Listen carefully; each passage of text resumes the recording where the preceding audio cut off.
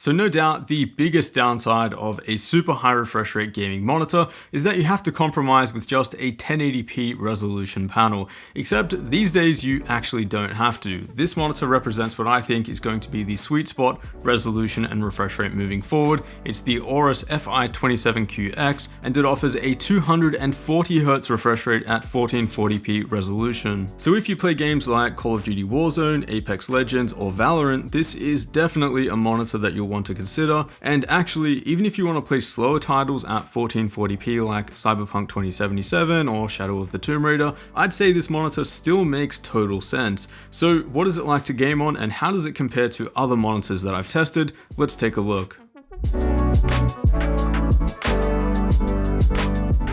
So to start with, the FI27Q-X is about as gamery as a gaming monitor can get on the exterior, and I really don't like starting reviews off on a negative note. Don't worry, because the rest of this monitor is excellent, but I just can't get used to this exterior. That chin bezel especially is one of the thickest that I've ever seen, almost making this monitor look like it has an aspect ratio of 16:10. In terms of ergonomics though, the FI27Q-X is excellent. The stand does extend a fair distance from the base, and usually I would find this to be an issue since I prefer to game with my keyboard and mouse quite close to the monitor, but I found myself positioning it a little bit further away from me than usual because it's a bigger display compared to what I'm used to. Adjustments as well are nice and firm, and you've got everything that you'd possibly need. The two that matter the most: height adjustment up to 130mm and tilt from -5 up to 21 degrees. Then in terms of adaptive sync, this is a FreeSync Premium Pro display with G-Sync compatibility, and you will need to use the single DisplayPort 1.4 to achieve the 240Hz refresh rate at 1440p. The other two HDMI 2.0 ports will have you limited to just 144Hz. Also, all of the ports are positioned quite low, so depending on your monitor height, they may actually be visible from the front. Navigating the monitor's menu is done via a little joystick at the bottom. It's one of the most dense monitor menus that I've ever seen, and I'll be honest, it includes things that you'll probably never use.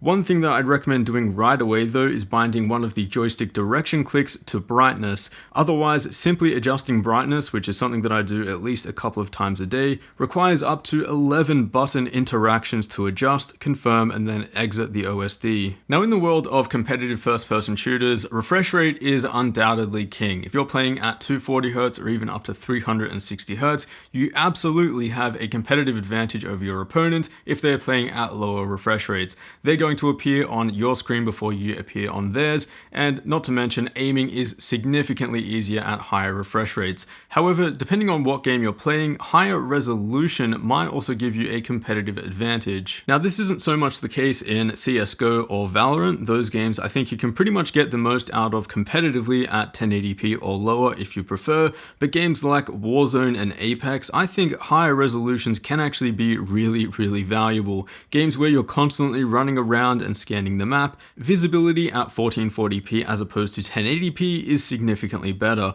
On a 2560 by 1440p display, you're getting 78% more pixels compared to 1920 by 1080, and that difference is extremely noticeable. Especially if you're someone like me who prefers to play first-person shooters with anti-aliasing off, 1440p doesn't look anywhere near as shimmery or distracting as 1080p does. Instead, it looks significantly clearer and, most importantly, visually more enjoyable and accurate. Now, while I do consider this to be an advantage in Warzone and somewhat in Apex as well, the higher resolution is not as advantageous or appreciated in games like Valorant and CSGO, where you basically know where your opponents are going to be coming from, and the general game models and assets are a lot simpler. But there is another reason why you might want to opt for 1440p over 1080p, and that's of course if you're going to be playing more story-based adventure titles in your game library as well. Those types of games are dramatically more immersive and enjoyable at 1440p compared to 1080. You feel like you're getting the complete visual experience and seeing these games in their full form.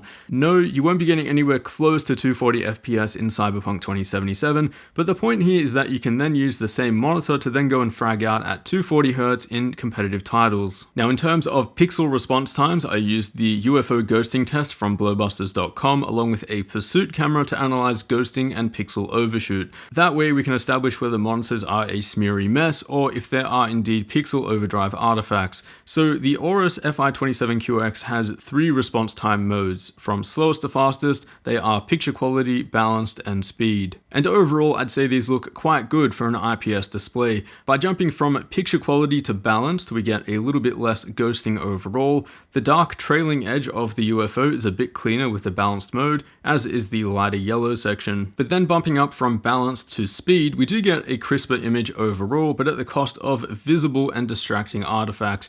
This is definitely noticeable in game, so I'd recommend avoiding this response time mode altogether. Balanced is the ideal mode to be using here. Lastly, there is an anti-motion blur mode, which is called Aim Stabilizer, but it should really be called Aim Destroyer.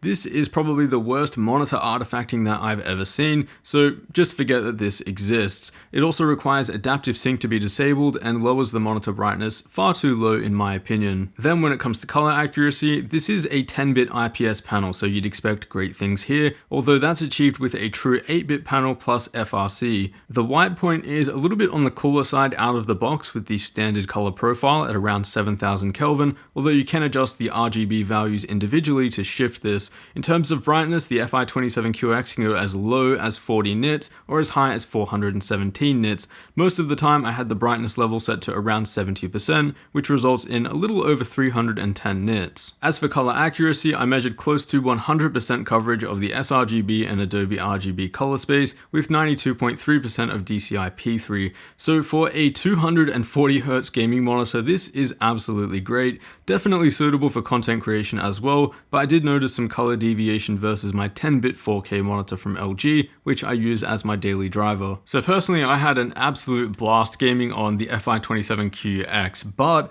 I also have ample GPU power to take advantage of this display in RTX 3090.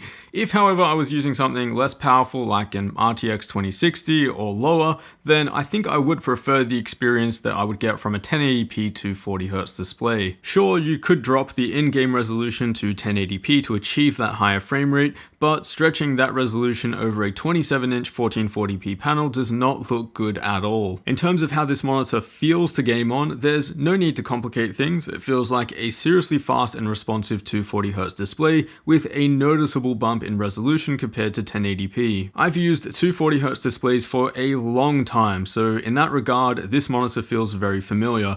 But what felt unfamiliar was the superior image clarity, the detail of the game world and models, but still at that faster refresh rate. Personally, I think this is going to be the sweet spot resolution and frame rate moving forward for the majority of first-person shooters. After all, modern GPUs are now at the point where they're kind of outpacing 1080p resolution, and you do actually see really similar performance in some games at 1440p. Now, this is not the only 1440p 240Hz gaming monitor on the market, far from it in fact, so if you are interested in this particular resolution and frame rate, definitely consider some other options from some other brands. I'm also not sure what the pricing is for this particular model, but other brands that have kind of been out for a few months now are typically going for around the $800 to $900 mark. So for the FI27Q-X in particular, it's best to just check your local retailer once this is properly released. So that's pretty much all I have to say about the Aorus FI27Q-X for now. Personally, I am really excited about these really high refresh rate, but